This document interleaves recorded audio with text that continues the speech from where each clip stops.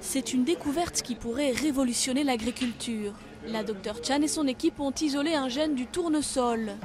Celui-ci permet aux plantes et aux céréales auxquelles il est introduit d'avoir un meilleur rendement, mais aussi de résister à la sécheresse.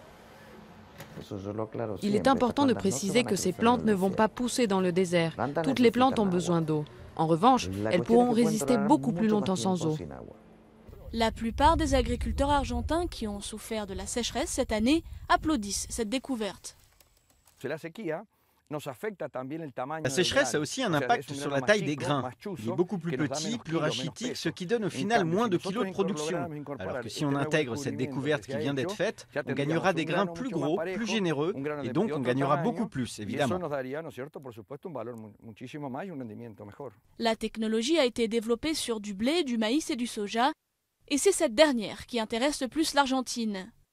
Le pays est le principal fournisseur international d'huile et de farine de soja, le troisième en graines de soja, notamment à destination de la Chine. Ces graines génétiquement modifiées pourraient rapporter 10 milliards de dollars de recettes supplémentaires pour le pays chaque année. Je suis convaincu qu'avec la sécurité de rendement que va procurer cette plante résistante à la sécheresse et la possibilité de la cultiver dans des endroits peu fertiles, va entraîner une expansion des zones cultivées.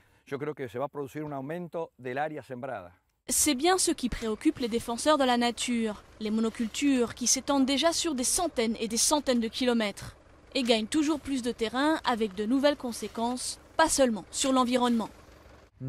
Plus personne ne vit dans les campagnes, tous migrent vers les villes. Pourquoi? Parce que non seulement le soja nécessite très peu de main-d'œuvre, mais en plus les conséquences de l'utilisation de produits chimiques incitent les gens à partir. Ces nouvelles graines seront commercialisées en Argentine en 2014. Mais les producteurs voient déjà grand, ils commencent à acheter de nouvelles terres jusque dans les forêts du nord du pays.